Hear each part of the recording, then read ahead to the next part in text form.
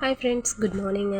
Night அவர் வேலைக்கு போயிட்டு லேட் ஆகும்னு சொன்னார். ஆனால் எத்தனை மணிக்கு வந்தார், என்ன ஏது எனக்கு ஒன்றுமே தெரியல. வந்து பார்த்தா வெளியே கட்டலில் படுத்திருந்தார்.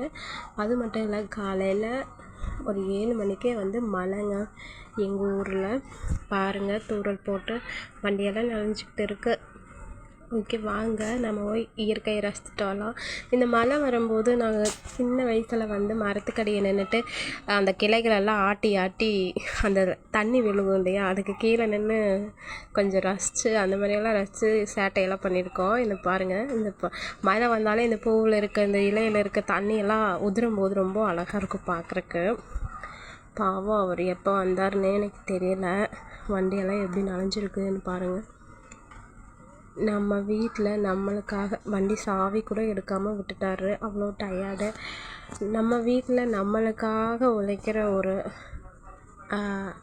பர்சனை எப்போவுமே நீங்கள் விட்டு கொடுத்துறாதீங்க. நான் ரொம்ப நிறைய தப்பு பண்ணியிருக்கிறேன். அது கல்யாணமான புதுசில் புரிஞ்சுக்கிற தன்மை இல்லாமல் எனக்கும் புரிஞ்சுக்கிற எப்படி சொல்கிறது, ஒரு பக்குவம் இல்லை. அவருக்கும் எனக்கு என்ன பிடிக்கும்னு தெரிஞ்சுக்கிற ஒரு மனநிலை இல்லை. 2 பேரும் சண்டை சச்சரவு இதே தான். இந்த மாதிரி போய்கிட்டு இருந்த ஒரு தருணத்தில் எனக்கு புரிதல் வந்துச்சு. அவரும் அதை சரி பண்ணிட்டார்.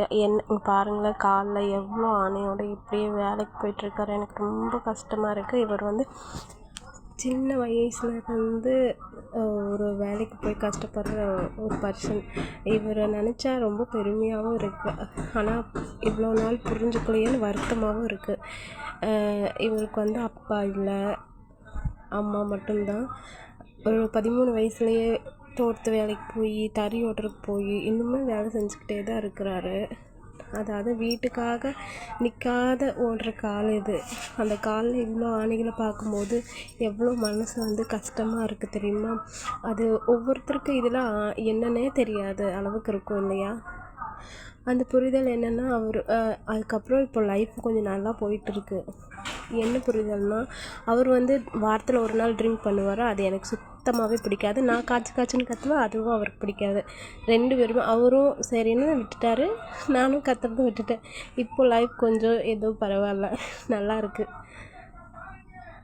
இப்போது இதனால் என்ன சொல்ல வரேன்னா, உங்களுக்காக ஓடுற கால்களையும் உங்களுக்காக வாழ்கிற உயிரையும் என்றைக்கும் தப்பாக என்ன மாதிரி ஒரு மிஸ் அண்டர்ஸ்டாண்டிங் பண்ணிவிட்டு அவங்கள காயப்படுத்தாதீங்க. நல்லா பார்த்துக்கோங்க. என் தங்க மாமாவை நான் கடைசி வரைக்கும் நல்லா பார்த்துக்கணும், அந்த கடவுள்கிட்ட நான் வேண்டிக்கிறேன். இதுக்கெல்லாம் நன்றி கடன் என்ன செலுத்த போகிறேன்னு எனக்கே தெரியல. ஓகே, பாய். உங்கள் ஊர்லேயும் மழையா என்னன்னு சொல்லுங்கள். அப்படியே உங்கள் வீட்லேயும் குழந்தையிலேருந்து, அதாவது ஒரு 13 வயசுலேருந்து கஷ்டப்பட்டுட்டு இருக்கிறவங்க இன்னும் கஷ்டப்பட்டுக்கிட்டே இருக்காங்க அப்படின்னு இருக்கிற ஒரு பர்சன் இருந்தால் நீங்களும் கமெண்ட்டில் என்னோட ஷேர் பண்ணிக்கோங்க. மறக்காமல் லைக் அண்ட் சப்ஸ்கிரைப் பண்ணிக்கோங்க. விடிஞ்சது கூட தெரியாமல் தூங்குகிறேன் எங்கள் அத்தை. போய் லைட் ஆஃப் பண்ணிவிட்டு காலையில் வேலை தொடங்கப்படும். ஒரு முக்கியமான விஷயத்த சொல்ல மறந்துட்டேன். ஒரு அம்மாவை பெற்ற தாயை பார்த்துக்கிறதுக்கு இவரை மாதிரி ஆளே இல்லைங்க என்னை பொறுத்த அளவுக்கு. ஓகே, பாய், டாட்டா.